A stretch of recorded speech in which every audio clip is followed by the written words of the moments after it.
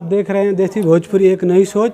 और मैं इस वक्त मौजूद हूँ मुंबई में एक भोजपुरी फिल्म के सेट पर, जिस फिल्म के हीरो हैं शशि लाल यादव जी।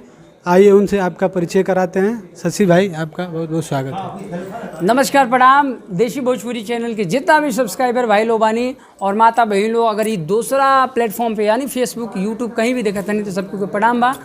और आज हमने फिल्म के पहला दिन है और हमने शूटिंग करता नहीं सन मुंबई में, जो ना फिल्म के नाम है केहू दीवाना बा नैहर में पार्ट 2। और हमारा साथ में बानी आप सब यहाँ के बहुत ही बढ़िया से पहचान दो हम। मैम, आपका स्वागत है। प्रणाम रउआ लोग के, नमस्कार।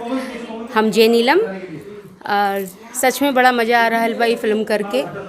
और नया नया लड़का लोग जब आवेला, नया नया हीरो आवेलन तो हमनी के बहुत मज़ा आवेला। काहे कि पुराने हीरो नए हीरो उन सब के साथ काम करके तो मज़ा आता ही है। और बहुत कुछ करते हैं हम लोग, जब नए लड़कों के साथ करते हैं तो बहुत कुछ सीखते हैं हम लोग, तो अच्छा लगता है। यहाँ के बारे में हम जितना बखान करी उतना सब मज़ा लोग कम बा।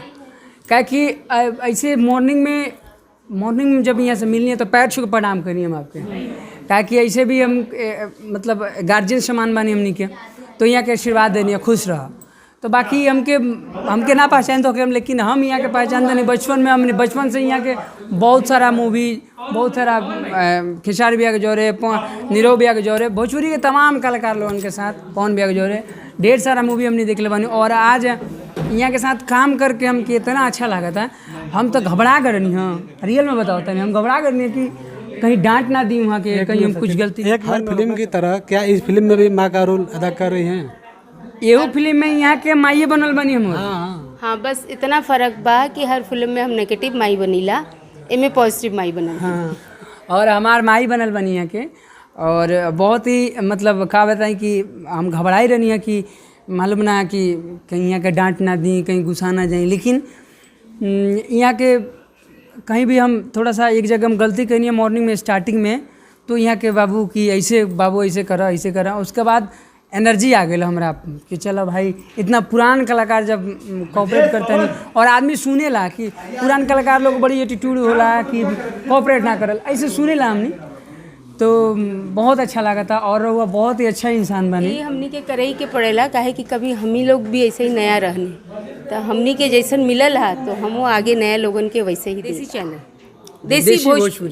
देसी भोजपुरी चैनल के सारे दर्शकों को बहुत बहुत प्रणाम, बहुत बहुत धन्यवाद। हमको ऐसे ही प्यार देते रहिए और हमारी फिल्में देखते रहिए। और खास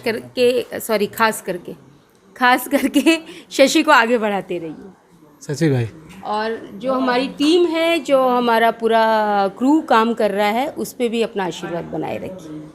शशि भाई कुछ और जाते जाते हम एक गाना सुना के बंद करिएगा। अच्छा, जरूर। आप सबसे बतावे के चाहे कि आप सब देसी भोजपुरी यूट्यूब चैनल के सब्सक्राइब करी और भोजपुरी के बहुत ही बड़ा न्यूज़ चैनल बनाई और आशीर्वाद प्यार दुलार दी।